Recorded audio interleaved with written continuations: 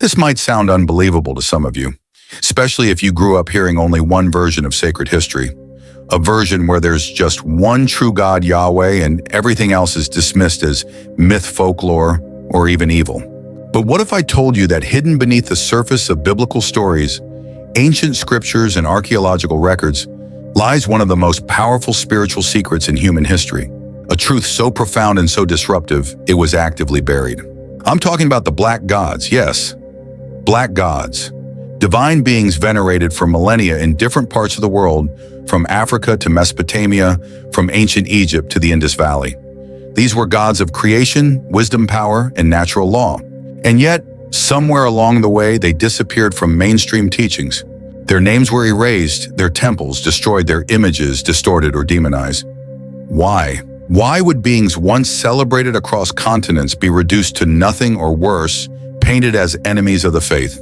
What you're about to hear in this video isn't wild speculation or conspiracy theory. This is truth backed by suppressed scriptures, overlooked archaeological discoveries, and oral traditions passed down in secret for generations.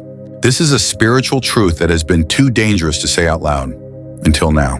Because make no mistake, what you're about to explore isn't just about ancient religion. It's about awakening. It's about memory. It's about reclaiming something that was stolen. It's about spiritual identity. African spirituality isn't some relic of the past. It's something you carry inside you. It's something that whispers to you when everything else seems silent, and that whisper is growing louder. If you've only ever been told that Yahweh was the first and only God, you probably haven't heard about the Neturu of Kemet, ancient Egypt, or the Orishas of West Africa, or the Sumerian pantheon. You probably never heard of the Elohim being plural. But the question no one wants to ask is this: why were all these black deities erased, censored, or turned into something evil? What was so threatening about them? The answer: this wasn't some random oversight. It was a coordinated campaign, a spiritual colonization, a theological conquest. Whole empires, religious and political, worked to suppress the worship of these gods, to replace a rich, complex, black spiritual legacy with a single image, a white male god ruling alone from above. And what happens when a people lose the image of their own divinity? Everything changes. Your sense of self, your faith, your future. So don't go anywhere. What comes next could shake your very foundation. But before we go further, I want to hear from you. Have you ever heard about black gods before? Do you believe that spiritual truths have been hidden from humanity on purpose? Drop a comment below and let your voice be heard. Your opinion not only fuels this discussion, it helps this message reach others who are also ready to wake up. And if you've already felt your perspective shift even slightly, hit that like button, subscribe, because this is only the beginning. We're uncovering a truth that could change the way you see everything from God to history to yourself. Let's go deeper. To understand how this truth got buried, we need to go way back, before Judaism, before Christianity, before Yahweh became the central figure of monotheism. There were others, and I don't mean myths or random tribal tales.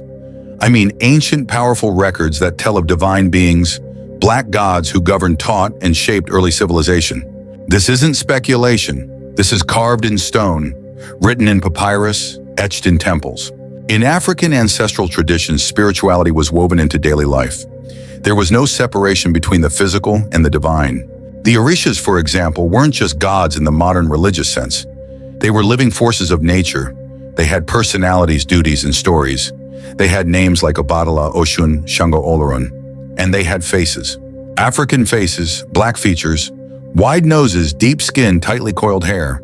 They weren't metaphors, they were the divine made visible. But over time, these names were demonized by outside powers, misunderstood, or deliberately misrepresented as evil spirits or false gods. Why? Because the world wasn't ready or willing to accept the sacredness of blackness. Africa isn't just the birthplace of humanity, it's the birthplace of spiritual wisdom. The earliest spiritual systems didn't come from Europe or the Middle East. They came from the African continent. And the proof, it's everywhere.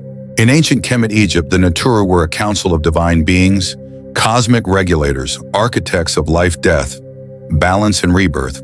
They weren't ideas or metaphors. They were real to the people who worshiped them. Isis, Osiris, Anubis, Thoth, they were painted with dark skin. They were given African features. They were celebrated, not erased. But here's where it gets even deeper. Because if you compare these Egyptian gods with the Anunnaki of Mesopotamia, you'll start to see striking similarities. The Anunnaki were also described as beings from the heavens, divine teachers, masters of knowledge, bringers of order and civilization. They had skin like burnished bronze, eyes that glowed, voices that thundered, and they walked among men, teaching agriculture, astronomy, mathematics, architecture, things that even today seem advanced for the ancient world. So here's the question. No one wants to answer. How did civilizations that had never met come up with the same stories, the same types of gods, the same themes of beings coming from above, ruling, teaching, and then leaving promising to return? How is that possible? And then there's Yahweh. When he enters the biblical story, he doesn't arrive peacefully. He arrives in conflict. He orders the destruction of other gods. He demands exclusive worship. He commands altars to be torn down, names to be forgotten. Why, if those other gods weren't real, why fight them? And right there in the pages of the Bible are the clues. Psalm 82, for example, describes Yahweh standing in a divine assembly. You are gods, he says, children of the Most High, but you shall die like men. Wait, what? Who is he talking to? Who are these gods? Why does he acknowledge them only to threaten them? The Hebrew word used for God in many of these texts is Elohim. It's plural. It literally means gods. Why have translators softened that? Why has it been turned into a singular God over time? Because admitting divine plurality threatens the structure of organized religion as we know it. It challenges the entire foundation. The truth is, before monotheism, there was a spiritual ecosystem, God's spirits, guides, ancestors, all part of a living, breathing universe. And many of these beings were black. Their temples were everywhere. Their stories were universal. Their faces were familiar because they looked like the people who worshiped them. So why erase all that? Simple, to replace it. The rise of Yahweh marked a turning point, a shift to exclusive worship, religious empire building, and the centralization of spiritual power. To build that empire, the old gods had to be removed, or worse, rewritten as devils, fallen angels, or idols. And even today, anyone who dares to speak about them is labeled a heretic, a conspiracist, or worse. But you watching this right now, you feel it. There's a stirring inside you, a quiet knowing that says they didn't tell us the whole story. And that's because this isn't just information, it's initiation. It's a call to remember who you are. When you learn about the black gods, you begin to understand why they were erased. And more importantly, you begin to realize the power they represent. A people who know they descend from gods cannot be enslaved. Not in body, not in mind, not in spirit. This video isn't just about hidden history. It's about awakening. It's about taking back what was stolen. If you've made it this far, something has already awakened in you. Something deep, something ancestral. But this is just the beginning. Next, we'll dig even deeper into texts they tried to suppress, into symbols that have survived, and into the living traditions that carry the memory of the gods who came before. So don't stop now. Comment below. I hear the call of the forgotten gods. And if this message is resonating, if you feel the truth rising up inside, you don't keep it to yourself. Like, comment, share, and subscribe. The algorithm may try to silence us, but the truth always finds its way back. Let's pick up where we left off. By now you've felt it, the discomfort, the curiosity, the awakening. That nagging question that keeps coming back. Why were the gods of Africa, Kemet, Mesopotamia, and beyond erased so completely? Let's be clear, this wasn't a random loss of culture. This wasn't some accidental fade into myth. This was a spiritual war, a conquest not just of land or people, but of memory. Because whoever controls your memory controls your identity. Let's go back thousands of years. Before the Torah, before the New Testament, before the Quran, there were already spiritual systems flourishing across Africa and the so-called ancient Near East. But when new empires began to rise, Assyria, Babylon, Persia, Greece, and Rome, they didn't just conquer territory, they targeted belief systems. Why? Because belief is power, faith is fuel. If a people believed they descended from divine beings, they couldn't be dominated. They couldn't be enslaved, colonized, or erased. So what did these empires do? They flipped the script. They demonized the gods of the old world. They burned libraries, destroyed temples, and rewrote divine narratives. The Library of Alexandria burned. Kemet's spiritual texts plundered and reworded. African oral traditions mocked as superstition, and in their place they installed a new hierarchy: one God, one image, one voice. And that God suddenly looked nothing like the people of the Nile, Nubia, or Yoruba land. The divine was whitewashed, literally. God went from having woolly hair and bronze skin to blue eyes and blonde locks. Coincidence? No. This was colonization not just of the body but of the spirit, because the most effective way to conquer a people is to make them forget that they were ever sacred. Let's talk about one of the most powerful examples, the Ethiopian Christ. Long before Christianity reached Europe, the message of Yeshua, yes, the real name of Jesus, was already known and honored in Axum, Nubia, in ancient Ethiopia. But guess what? In those early African versions of the gospel, Jesus looked like the people: dark skin, woolly hair, eyes that burned with fire. He was a revolutionary. He challenged empire. He walked with the poor. He stood against oppression. But as Christianity spread through Roman power, that image changed. Suddenly, Jesus became a tool of the state used to justify slavery, conquest, and domination. So don't be surprised when you find out that the earliest images of divine figures weren't white. They were black, brown, rooted in Africa. Look at the statues of the Black Madonna across Europe. Look at the ancient icons of saints with dark skin in Orthodox churches. Look at the hidden relics buried beneath the Vatican and the Louvre. The truth is right there, hiding in plain sight. But it goes even deeper, because once the gods of Africa were erased from mainstream memory, what replaced them? A theology of hierarchy, a god of vengeance, a doctrine of chosen people versus everyone else. Gone was the balance of Mat, the feminine wisdom of Oshun, the justice of Shango, the creativity of Ta. Gone were the goddesses too. Ever wonder why most major modern religions are so male-dominated? Because the divine feminine had to be erased for empire to thrive. Feminine power was dangerous. It meant intuition cycles, earth wisdom, emotional truth, and uncontrollable spiritual agency. The goddesses of Africa, Nana Buluku, Mawu, Isis, Yamaya, were not submissive. They were creators, womb bearers of worlds, guardians of mystery. So what happened? They were demonized, turned into seductresses, witches, spirits to be feared. Now pause and ask yourself, why would that kind of power be erased? Unless it was real, unless it was sacred. Let's shift the lens a bit.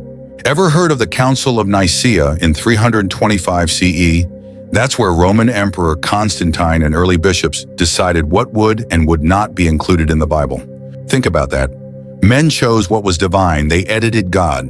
And what got cut out? Anything that challenged the monopoly of power, anything that honored the old gods, anything that mentioned multiple divine beings or placed women in sacred leadership. The Gospel of Thomas gone, the Book of Enoch suppressed, the Nag Hammadi texts buried in the desert for 1,600 years. And guess what's in those lost texts? References to other gods, divine councils, pre-Yahweh beings, and black divine images. They speak of a divine spark in every person. They speak of a plurality of heavens. They speak of hidden knowledge passed down through dreams, visions, and bloodlines. Sound familiar? It should, because it's the same wisdom still kept alive in African spiritual systems today. Systems that survived slavery, colonialism, Christianization, Islamization, erasure. And here's the key: they survived because the ancestors knew we'd need them. They left symbols in songs, rituals in dances, codes in drumming, maps in language, power in names. So when you feel pulled toward African spirituality, when your heart beats differently during certain rhythms, when you dream of water or serpents or stars, you're not imagining things. You're remembering. You are the return. You are the bloodline that didn't break. You are the echo of the gods they tried to kill. So what now? Now that you know the black gods were real, that their names were erased, that their temples were destroyed, that their images were twisted, that your ancestors still whispered their names under threat of death, what will you do? Because this isn't just about reclaiming history. It's about reclaiming power, spiritual power, cultural power, creative power, ancestral power. That's why this knowledge has been forbidden. Because a people who remember that they were once gods cannot be broken. If you've made it to the end of part 2, comment below. I walk with the forgotten ones. Let the algorithm see our resurrection. Let the ancestors know we still speak their names. Like, share, and subscribe if this truth is waking you up, because the next part will go deeper. In part 3, we'll decode the symbols left behind, the hidden messages in ancient texts, African cosmologies, the Black Madonnas, the secret societies, and what it all means for your spiritual evolution today. This isn't history, this is activation. You've made it this far. That means something ancient in you has already stirred. You're not just watching, you're remembering. And now it's time to go deeper. Because the ancestors didn't just leave behind stories and songs, they left symbols, maps, codes, keys, clues designed to survive the fire, the blade, and the lie. Even when their names were stripped from textbooks and temples, they encoded their presence everywhere. So today in part 3, we're not just learning, we're unlocking. Because once you learn how to read the signs, you'll never see the world the same again. Symbol 1, the serpent. Let's start with the serpent. In the West, the snake was demonized. Thanks to the Genesis story, most people associate serpents with evil, temptation, sin, and Satan. But that's not how our ancestors saw it. In Kemet, Egypt, the serpent represented wisdom, immortality, and divine protection. The cobra Urea sat on the foreheads of pharaohs as a mark of power. It was the symbol of Wadjet, the protective goddess. In West Africa, the serpent appears as Dambala, the sky father, in Vodun, symbolizing creation and life force. In Congo cosmology, the Kalunga line, the spiritual boundary between worlds, is coiled like a snake. Why did this symbol appear across Africa, Asia, and the Americas? Because the serpent represents Kundalini energy, that divine force sleeping at the base of the spine. When awakened, it spirals up like a snake, activating divine consciousness. They told you the snake was evil because they didn't want you to awaken. Symbol 2, the eye, next up the Eye of Horus. A lot of you have seen it. Some of you wear it. But do you really understand what it means? The Eye of Horus Wedjot was a symbol of protection, healing, restoration, and spiritual sight. It wasn't just decoration, it was technology. Yes, you heard me. Spiritual technology. The geometry of the Eye of Horus matches the proportions of the pineal gland, the third eye, the seat of inner knowing. That means the ancients were telling you, you are more than flesh. You are a vessel of vision. Your intuition is not superstition, it's ancestral science. And remember, when Horus lost his eye in battle and it was restored, it symbolized a return to wholeness, a balancing of masculine and feminine, of shadow and light. They don't want you balanced. They want you blind. But the eye is still watching, still waiting for you to see. Symbol 3, the Ankh. The Ankh is often reduced to the Egyptian cross in the West, but it's so much deeper. It's the key of life, symbolizing the union of opposites, the continuum of eternal life and divine balance. The loop at the top, the womb, feminine energy, the portal of creation, the vertical bar, the phallus, masculine energy, active force, the crossbar, the arms representing balance between worlds, heaven and earth, seen and unseen. And when held by deities in carvings, the Ankh often touches the lips. Why? Because it is the breath of life, prana chiasham. It's not just symbolic, it's vibrational. This is sacred geometry made visible. This is African science. This is proof that our ancestors were light years ahead, both spiritually and mathematically. They taught that life doesn't end at death. It cycles, returns, evolves. Just like the gods. Symbol 4, the Black Madonna. In over 500 shrines across Europe, there exists a mysterious image. A woman, dark-skinned, regal, sometimes holding a child. She is called the Black Madonna. Catholics venerate her without ever asking the deeper question, why is she black? Because she predates Mary. She is the echo of Isis and Horus, of Yamaya and Olokun, of Nanaburuku and Mawalisa. She is the divine mother before she was renamed. She is the coded memory of African goddesses left behind in the very heart of Christianity. They couldn't erase her completely, so they rebranded her. But her melanin told the truth. The child in her arms, not always Jesus. Often it was Heru Horus, the divine son, the son reborn, the messianic figure from Kemet, centuries before Bethlehem. If Mary was real, why does her story mirror Isis so precisely? Because the story was borrowed. Because the divine archetype came from Africa. Because you were never meant to forget. But you did, until now. Symbol 5. The drum. You might not think of a drum as a sacred object, but to the ancestors it was a portal. Every beat of the drum is a heartbeat of the gods. Every rhythm is a language older than language.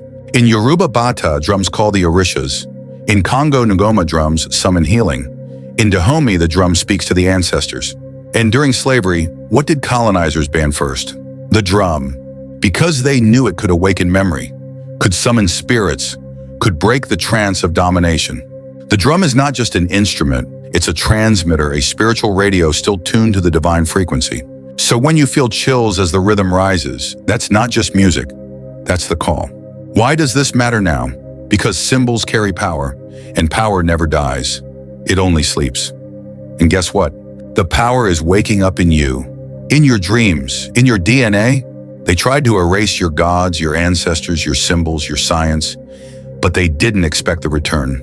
You are the return, the living temple, the living text, the one who will remember, rebuild, and resurrect the knowledge they feared most. And this is why you were led here. If you've made it this far, comment below, I carry the code. Because you do, in your blood, in your breath, in your bones. Don't let this message stop with you. Share it. Tag someone ready to remember. Subscribe if you haven't already. Because in part 4, we'll explore the suppressed texts that prove Yahweh was not alone, the ancient African mystery schools, the science of spiritual DNA, and how to activate this wisdom in your life today. You're not just a student of history, you're a vessel of memory. And the ancestors are watching, not for belief, but for action. You've walked through the fire of erasure, you've decoded the symbols they tried to hide, and now you're standing at the gates of the truth most feared. Yahweh was not the first, and he was never alone. Let's go there. Because what you're about to learn doesn't just challenge history, it rewrites it. The forgotten pantheon Yahweh in a divine council modern religion told you there is one God, omnipotent, omniscient, alone. But the ancient Hebrew texts before they were edited say otherwise. Psalm 82:1, God has taken his place in the divine council. In the midst of the gods, he holds judgment. Wait, gods plural? Yes. In the original Hebrew, that word is Elohim, a plural noun. It doesn't just mean God, it means the gods. That same Elohim shows up in Genesis. Let us make man in our image. Genesis 1:26. Who is us? Who is our? Why does the Creator speak in the plural? Because Yahweh wasn't alone. He was part of a divine assembly, just like the Orisha, the Netru, the Loa. In fact, early Canaanite religion recognized El Elyon, the Most High God, and Yahweh as one of his sons, a regional deity given to the Israelites. Deuteronomy 32:8-9, Dead Sea Scrolls version. When the Most High gave to the nations their inheritance, he fixed the borders of the peoples according to the number of the sons of God. Yahweh's portion was his people. So let's be clear, even in pre-Christian, pre-Islamic texts, Yahweh was a God among many. But over time, all the other gods were erased, demonized, or folded into Yahweh's shadow. Why? Because monotheism is control. If there's only one God, there's only one way, one priest, one power structure, and if you step outside it, you're a heretic. That's not spirituality, that's empire. The suppressed texts they didn't want you to read. Let's talk about the texts that didn't make the Bible not because they were false, but because they were too true. The Book of Enoch, banned from most Bibles but preserved in Ethiopia, the one African nation never colonized. It speaks of the Watchers, divine beings who descended to earth, their offspring, the Nephilim giants with great knowledge, hidden wisdom of stars, seasons, and spirit, the rebellion of gods, and a split in the heavenly order. Sound familiar? These are the same themes found in African and indigenous cosmologies worldwide: sky beings, star knowledge, hybrid bloodlines, cosmic rebellion.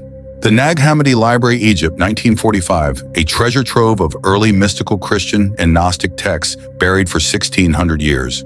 What's inside? Teachings from Yeshua, the real Jesus that challenge hierarchy and external worship. References to Sophia, the divine feminine wisdom force. Warnings against blind faith in Yaldabaoth, a jealous God who tricks humanity into forgetting their divinity. Yes, you read that right. In Gnostic texts, the God of the Old Testament is not the ultimate source. He is a false creator, a deceiver, a being who cut humanity off from the true light. This mirrors the African concept of Orun, heaven, versus Aye, earth, where beings of lesser power try to dominate and disconnect us from source. The spiritual DNA they couldn't erase. The colonizers came for land. The missionaries came for mines, but the gods hid in your blood. Across Africa and the diaspora, you'll find spiritual systems that remember what texts forgot. In Yoruba, humans are born with Ori, a divine inner head, their true path. In Akan belief, each person has Kra, a soul directly from Nyami the Supreme.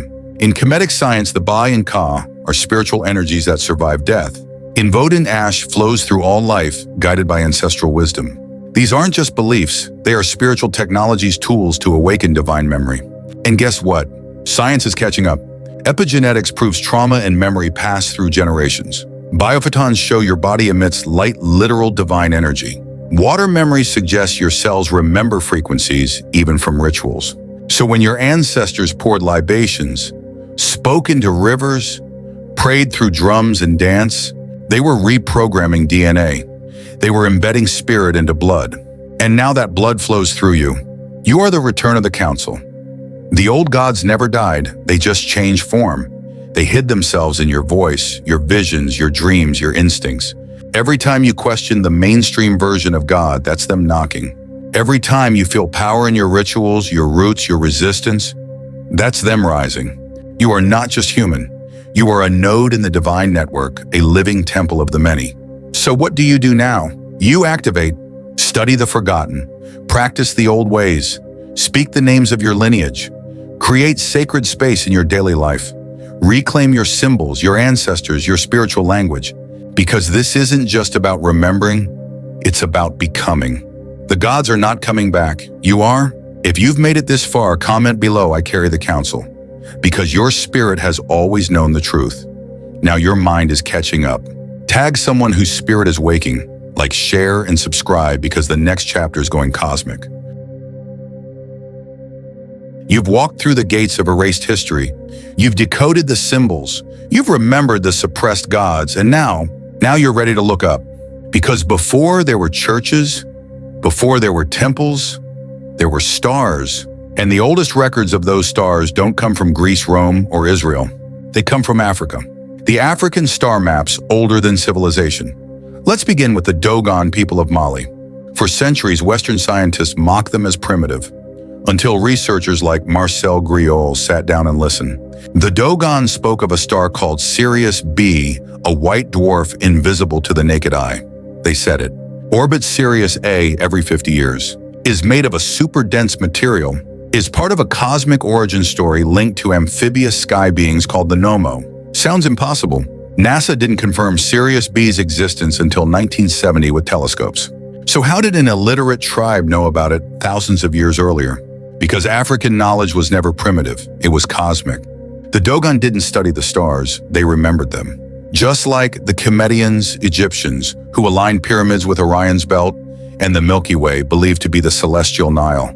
Or the Zulu, who said the original gods came from the stars, teaching agriculture and law, before vanishing into the sky. Or the San people of southern Africa, who tell of sky beings riding in fire-wheeled ships. These aren't just stories. They are ancestral archives, oral libraries from a time before the fall, where the sky gods actually ETs. Now let's go deeper. Every ancient civilization speaks of beings from the sky. The Anunnaki in Sumer, the Neteru in Kemet, the Orisha descending from Orin, the Nomo in Mali, the Chitauri in Zulu tradition. The Loa in Haitian Vodou, who ride their horses, possess the living. Modern language calls them extraterrestrials, but our ancestors called them divinities, guides, elders, watchers. What if they're the same, not little green men, but beings of light frequency and higher intelligence? Entities that don't just travel space, but vibrate between dimensions. That's why they appear in dreams, visions, and trances. That's why ritual opens portals. That's why certain chants, herbs, and dances attract their presence. Not superstition, technology of the spirit. And here's the kicker. In almost every tradition, the sky beings don't stay forever. They leave with a promise to return when the time is right. So ask yourself, why is humanity obsessed with a second coming? Why is modern science racing toward disclosure? Why do colonizers fear African spirituality most when it becomes activated? Because something ancient is returning, and it's not out there, it's in you. The myth of time, why the gods never left Western thought teaches linear time, a beginning, a middle, and end. But African cosmology understands time as cyclical, layered alive.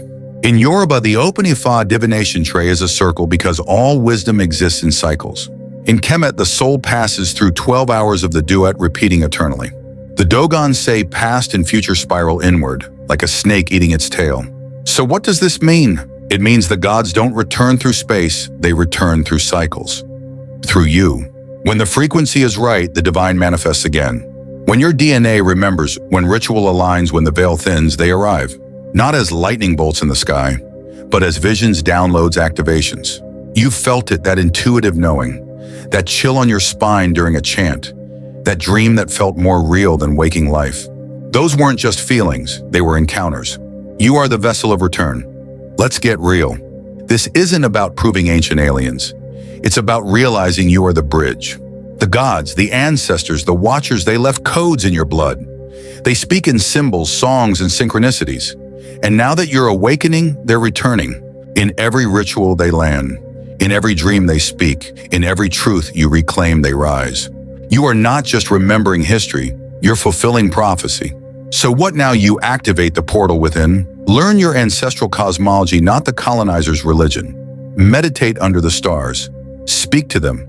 Track your dreams. Many messages come in sleep. Practice sound drumming, chanting, toning. Sound opens gates. Detox the body because your vessel is the antenna. And above all, know this. You are not alone. You never were, and they never left. The black gods are not coming back. They are awakening through you. If you've made it this far, comment below, I am the return.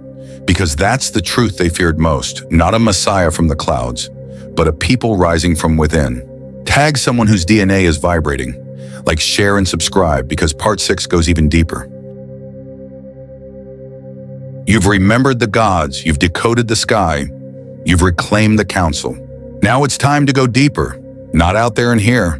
Because the biggest secret they buried isn't just in history, it's in your body, your mind, your blood, your bones.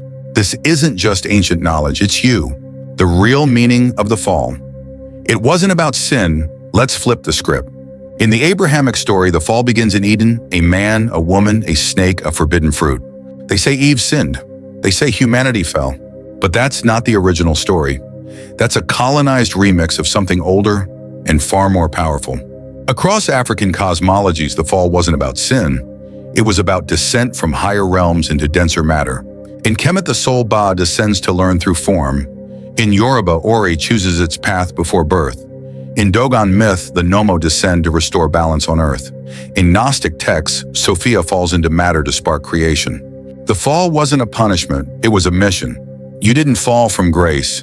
You came with purpose to bring light into density. But when the colonizers rewrote the script, they turned your mission into guilt.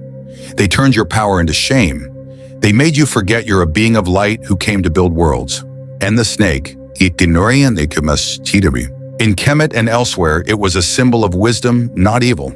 The Kundalini, the life force, the divine feminine power. So let's be clear. The fall wasn't a curse, it was a strategy. And now the return isn't up to the gods, it's up to you. Your brain is a portal, not a prison. Let's talk about your hardware. You've been taught your brain is just a meat computer, that it thinks, calculates, reacts. But ancient Africans knew your brain is a spiritual device. Let's break it down. The pineal gland, called the third eye, this is your divine antenna. Found in the center of the brain, it produces melatonin, sleep, dreams, responds to light sound rhythm, is rich in melanin, especially in African people, is shaped like an eye of Heru Horus when viewed in cross-section. The Kemetic priests knew this long before MRI machines. They weren't mummifying bodies for fun, they were preserving the temple of the soul's flight. The corpus callosum connects your left and right brain, male and female, logic and intuition. Most people never activate it fully, but drumming, chanting, and African dance, they light it up like a grid. Why? Because they sync brainwaves into trance flow, divine download. DMT and inner vision, known as the spirit molecule, released during birth, death, and deep ritual states. You don't need psychedelics, your body produces it naturally when you remember how. So what's the point? Your brain isn't a trap, it's a tuning fork. It's how the gods speak through you, not in words, but in frequency, symbol, rhythm, and vision. The pyramids were not tombs, they were power devices. They told you the pyramids were tombs. False. Not a single mummy has ever been found in the Great Pyramid. They were not graves, they were machines. Let's decode. Aligned with Orion's belt, matching the stars of Osiris. mathematically perfect, built using phi pi and golden ratios. Internal chambers resonate at precise frequencies. Materials granite plus limestone conduct electricity. The Giza layout mimics the chakra system, Earth's grid, and cosmic star maps. The pyramid is a resonator, a frequency amplifier, a portal. It was built to tune the body and the soul to unlock higher states. Why do you think every empire tried to control Kemet? Not for gold, for the keys to reality. Even today, they don't let you access the full pyramid freely, because they know what happens when melanated beings stand inside those chambers. And remember, the African prophecies that speak of this time, every spiritual tradition has a prophecy, but the African ones they don't predict, they activate. Let's highlight a few. Zulu prophecy, Credo Mutwa. The star beings will return when the children of the sun reclaim the old ways, not in temples but in their bones. Dagara prophecy, Burkina Faso. When the ancestors are called again through fire and rhythm, the veil will break and spirit will walk among us. Kemetic prophecy, the book of coming forth by day.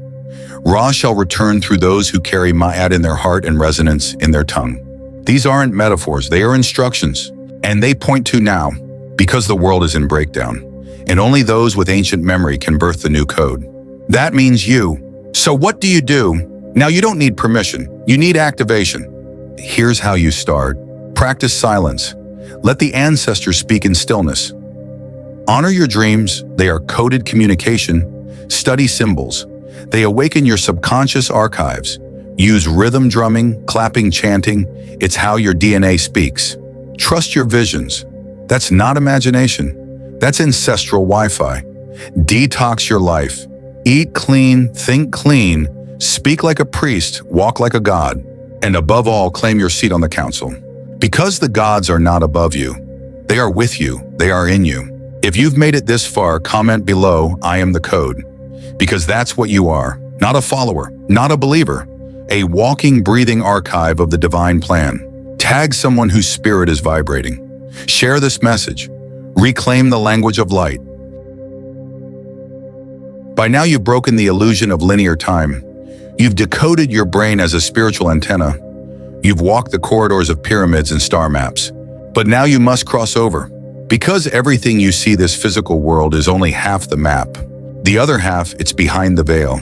And your ancestors mastered it long before colonizers called it superstition. Mirror realms, the hidden half of reality. African spirituality was never just about the seen. It was always about the unseen, the real or real. The Yoruba speak of Orin, the heavenly realm, and Aye, the earthly one, two sides of one coin. In Congo cosmology, the Kalunga line separates the physical world from the ancestral one. In Kemet, the Duat is the realm of transformation, not death. Among the Zulu, the Imamoya spirits dwell in a mirrored version of Earth. These aren't stories, they are maps. Because what you call reality is a reflection, a mirror of the spiritual dimension. Your ancestors knew everything begins in spirit, then filters down into matter.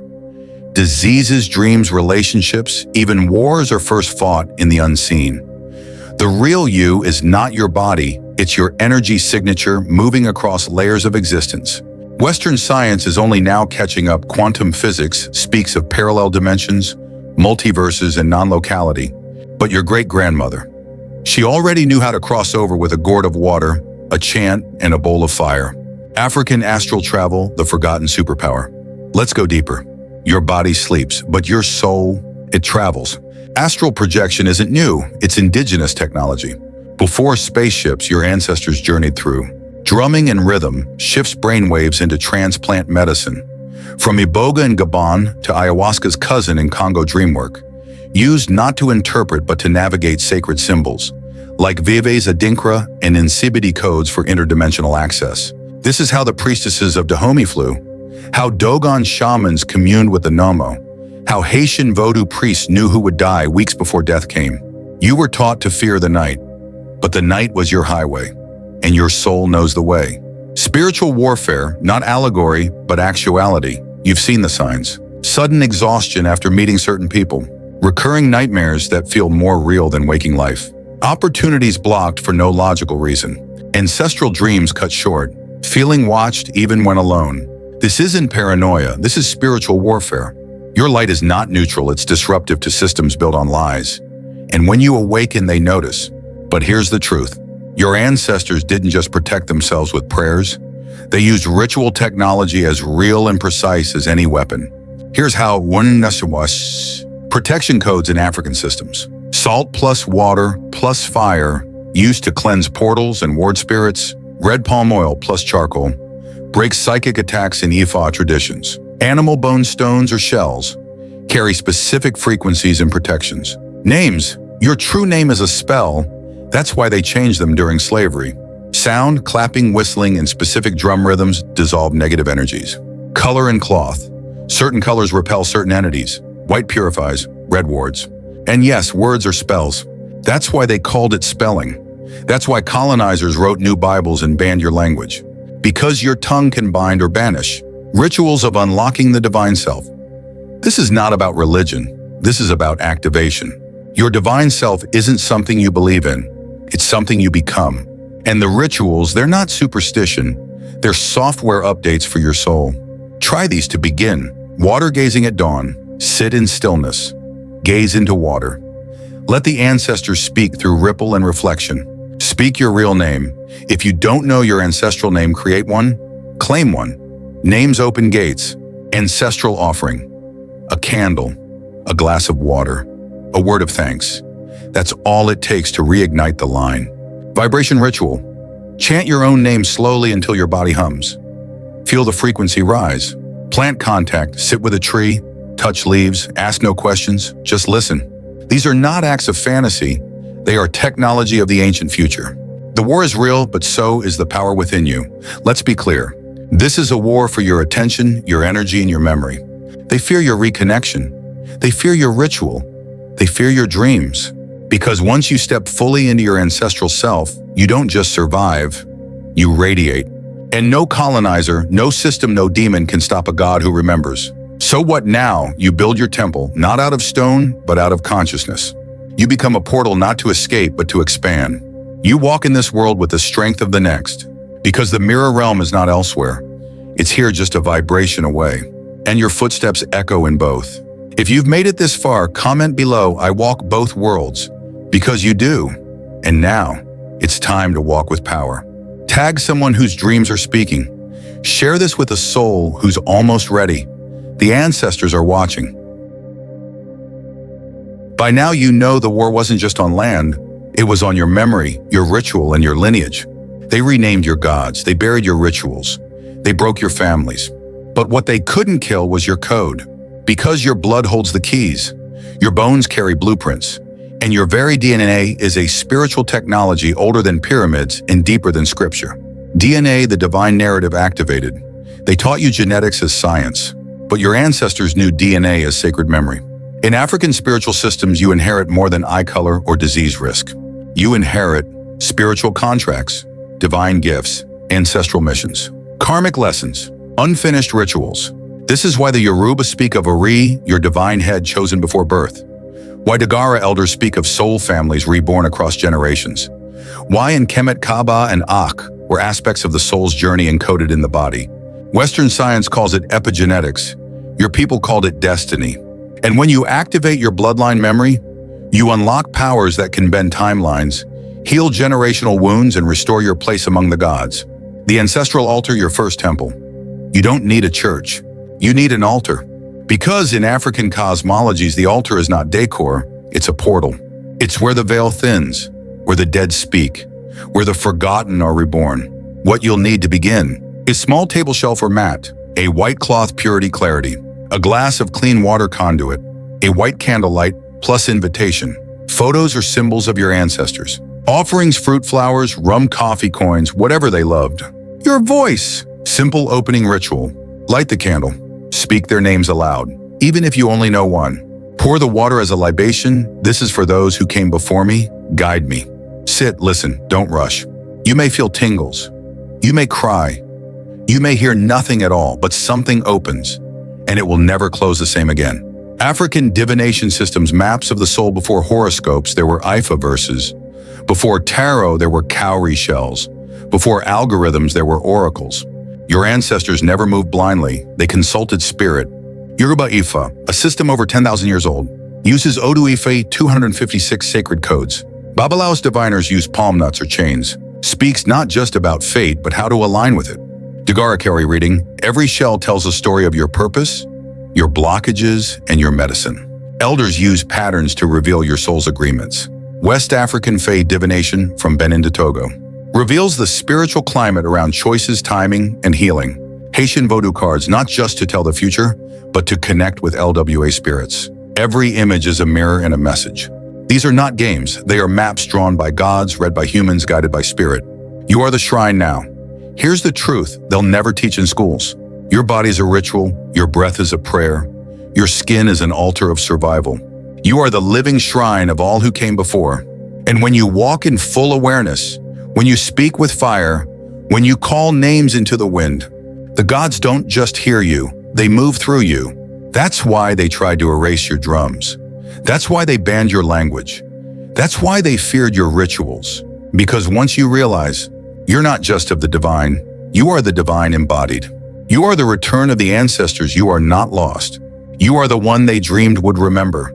You are the altar, the priest, the prayer, the drum, the dancer. And the moment you reclaim your name, your rituals, your mirror realm, you restore the world. So what now? Say their names at dawn. Light a candle and open the gate. Learn your divination one shell at a time. Honor the blood that speaks through you. Because the forbidden truth is this: you are the God they tried to bury, and now you rise. If this reached something deep, comment, I carry the code. Because you do, and the time to unlock it is now. By now, the veil is nearly gone. You see the symbols behind the systems. You hear the whispers in your blood. But to go further, you must speak what was forbidden. You must reclaim the names. Because every empire that sought to dominate you first erased your gods, then renamed them, then rewrote them as villains, demons, or myths. And yet, the gods never died. Hidden in plain sight, the African gods behind major religions. The colonizers didn't destroy your deities. They renamed them. One, Yahweh and El Shaddai. Before they were worshipped in Hebrew texts, El was a Canaanite sky deity, and Shaddai links to ancient goddess worship. These concepts were influenced by Egyptian Neter divine force and Amun-Ra, whose hidden nature mirrors Yahweh's I am that I am. Two archangels, Orisha echoes. Michael warrior angel mirrors Ogun god of iron and war. Gabriel messenger mirrors Esu Elekba, the divine communicator. Raphael healer reflects Osunyan's spirit of herbal medicine. But instead of reverence, they split them into good and evil. 3. The devil, a demonized African power. Set Seth of Kemet, originally a necessary god of chaos and balance, was twisted into a demonic figure. Legba and Vodun became the devil in Christian interpretation, even though he's the gatekeeper between worlds. They took your pantheon and made it blasphemy to say their names. But names are power, and power returns when spoken. Sacred names, say them, feel them, speak them aloud. Slowly. Let your body feel the resonance. Osun, goddess of sweet waters, fertility, beauty. The river remembers her. Shango, thunder, masculinity, justice. His voice is lightning. Nzambi Mpungu, creator god of the Congo, infinite, uncontainable. Mawu Lisa, twin deities of night and day from the fawn people of Benin. Nanabaluku, the primordial grandmother of creation. Nomo Dogon, water spirits from Sirius, the ones who descended. Amma, supreme creator god of the Dogon, mirrored in the concept of Amen. Anansi, the divine spider trickster and teacher, hiding truth in stories. These names were never just gods, they are codes. You don't worship them, you work with them. Language, the lost spellbook of the ancients. Ever wonder why colonizers banned your language? Because language is magic. It shapes reality, it commands spirit. African languages are tonal, symbolic, vibrational. In Yoruba, Ori means both head and destiny. In Kiswahili, Roho is breath and spirit. In ancient Egyptian, Meduniter Heka means magic from which we get hex. In Igbo, Chi is the personal spiritual force, a divine fragment of God. When you speak your mother tongue, you're not just communicating, you're casting. Christianity rebranded the temple. The early church didn't destroy African systems, they absorbed them. Egyptian Ankhsar's symbol of eternal life becomes Christian cross. Isis and Horus transformed into Mary and Jesus. The Trinity found in Kemet long before the Bible, Ausur Osiris, Auset Isis, Heru Horus. Baptism by water. A rite in Nile-based spiritual systems thousands of years prior. They didn't bring light. They brought a remix stripped of context cut from your ancestors. But now you know the source, and it's still alive in you. Memory is a weapon, reclaim it. They wanted your memory erased so you'd see yourself as lost, broken, needing salvation. But memory is more than thoughts. It's a frequency, a ritual, a return. Each time you remember a name and offering a drum rhythm, you reweave the web. Each time you speak the forbidden, you become a living archive. Each time you act in alignment, the gods recognize you again. Because forgetting was the curse, and remembering is the spellbreaker. Ritual of remembrance, speak and summon. Try this. Light a candle. Say I call on the names they tried to make me forget. Speak any ancestral name, god, or word you remember or feel drawn to. Sit in silence. Listen for subtle shifts, sensations, whispers, warmth. End with I remember, therefore I am. Do this daily. You're not praying, you're realigning. You are the key in the door. Your body is the temple. Your language is the incantation. Your ancestors are the altar. Your memory is the flame. You were never meant to beg for power. You were meant to embody it. Now speak. I carry the old names. I open the way. If this speaks to your bones, comment below. The names return through me. Tag someone whose soul is remembering. The spell of silence is ending. You've made it here. Through the smoke of erased scrolls, stolen names, burned shrines, and weaponized Bibles. And now it's time for the truth they never wanted you to remember. You are not just the descendant of gods, you are a god in flesh. They told you God was somewhere far in the sky, but your ancestors said look in the mirror, not as ego, but as reminder. This is not metaphor, this is origin. You carry the divine technology from Kemet to Congo Yoruba to Dogon. The black body wasn't just seen as physical, it was sacred technology. Your hair coils like galaxies. Your melanin is an antenna for solar and spiritual light. Your DNA stores ancestral codes they still can't explain. Your womb, your seed, your breath are all portals. Every ritual, drumbeat, dance, and chant wasn't superstition, it was programming. What were you programming? Energy, memory, balance, time, identity. This is what they feared, not blackness as skin, but blackness as divinity activated. The ritual blueprint rebuilding. What was broken? You don't need to copy ancient practices. You need to remember and reclaim. Here's a simple 4-step ritual map to activate your own lineage. 1. The flame. Open the gate, light a white or red candle. Say aloud, I am the return. I am the shrine. I open the way. 2. The name, call the bloodline. Speak the names of your ancestors, even just one. If unknown, say, I call the ones whose blood moves in me, known or forgotten. 3. The offering, feed the spirit, pour clean water. Leave food, coins, herbs, or a piece of fruit. Say, eat, drink, and walk with me. 4. The mirror. Activate the God within, look into a mirror. Say, I remember who I am. I am what they feared. I walk with gods because I am one. Repeat weekly. Document dreams, follow synchronicities. The ancestors will answer sometimes subtly, sometimes loudly. Rewire the brain, kill the slave god. Colonization wasn't just political, it was psychological. They replaced the image of your god with their own face, then said to fear yours. So now the inner work is clear. You must evict the slave god from your mind. The god that demands submission, not partnership. The god that punishes your curiosity. The god that taught you to feel guilt instead of power. The god that called your ancestors demons. Banish that program. Replace it with what your lineage always knew. God is not something to worship, it's something to walk with. Your soul's assignment. You're not here just to survive. You're here to reclaim names. Resurrect rituals. Heal generational wounds. Protect sacred land. Restore divine balance. This is your Odu, your destiny path, your contract. And when you walk in it, you become a living bridge between what was and what must be. The lost prophecies speak of you. The Dogon knew, the Zulu prophets knew. Even Kemetic inscriptions pointed forward. There will come a time when the gods will walk again, not from the heavens, but through the children of those once enslaved. That time is now. That child is you. You are the afterlife. You are the return.